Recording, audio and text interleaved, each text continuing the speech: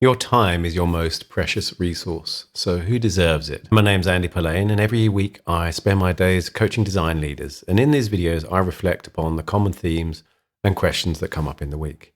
And this week, I want to return to this topic of your time and the value of it, because it comes up all the time in coaching sessions. I've done other videos about defending your time and boundaries, but I really want to restate this point. Your time is the fossil fuels of your life. You don't know how much is left, and it's never coming back. So it's really important to think about who deserves this most precious, non-renewable resource. If you're working for an organization, most of the time, your job ultimately is to help them make money.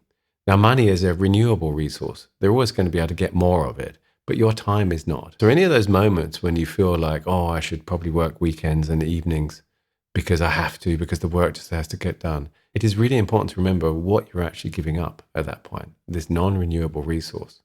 Now, I'm not saying you should never do that.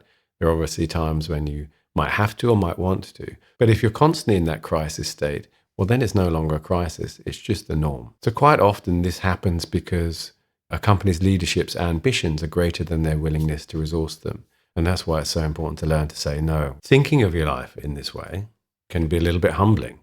One of the things that's part of an activity I get coachees to do is to go out into nature somewhere, forest, ocean, cliffs, or look up into the night sky at the stars.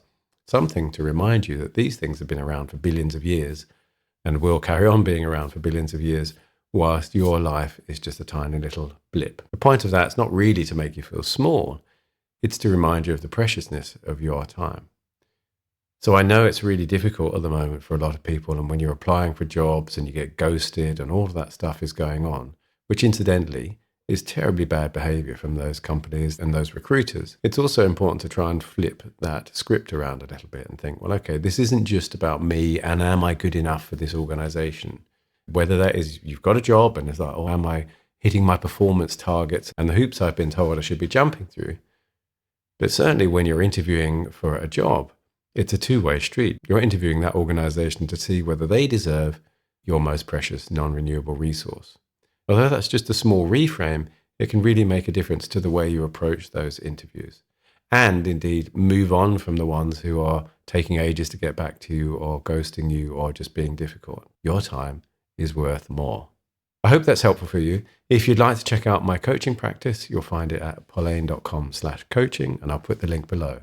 If you've got any of your own thoughts about this, please post a comment below. I'm always really interested to hear how other people reframe or think about things, particularly regarding how you think about the usage of your time. Thanks very much, and I'll see you again soon.